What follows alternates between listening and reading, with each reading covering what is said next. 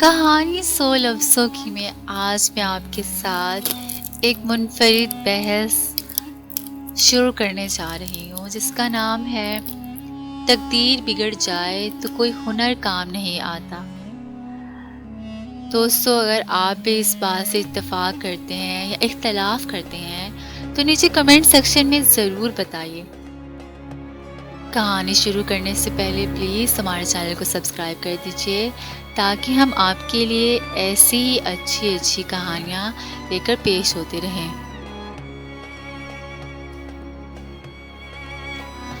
حضرت شیخ سعد بیان کرتے ہیں کہ ایران کے ایک شہر اردبیل کا ایک پہلوان فنون سپاہ گیری میں اس قدر ماہر اور شہزور تھا کہ لوہے کے بیلچے کو تیر سے چھید دیا کرتا تھا۔ اس پہلوان کے مقابلے میں آنے کی جرات کسی کو نہ تھی۔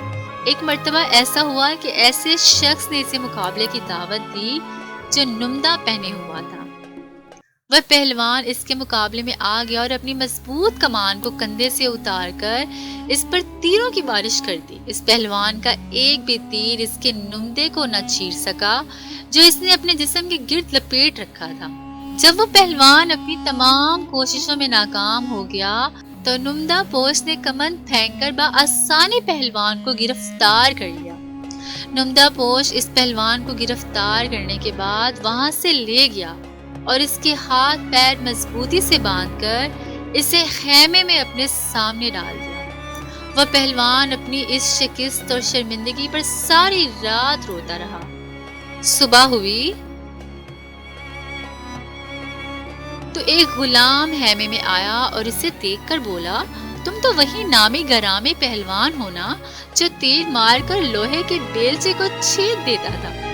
اگر تم وہی پہلوان ہو تو تمہاری یہ حالت کیسے ہو گئی؟ اس پہلوان نے ایک سرد آہ بھری اور کہا کہ تقدیر بگڑنے پر کوئی ہنر کام نہیں آتا اور یہ سب تقدیر کا کیا دھرا ہے۔ جب میرا ستارہ عروج پر تھا تو میرا کوئی وار خالی نہ جاتا تھا اور اب جب تقدیر نے ساتھ نہیں دیا تو میں یہاں قید ہوں۔ حضرت شیخ سعد اس حکایت میں بیان کرتے ہیں کہ انسان کی کسی شے میں مہارت اس کی ہوشیاری اور عقل مندی کی دلیل نہیں بلکہ یہ تقدیر کا لکھا ہے۔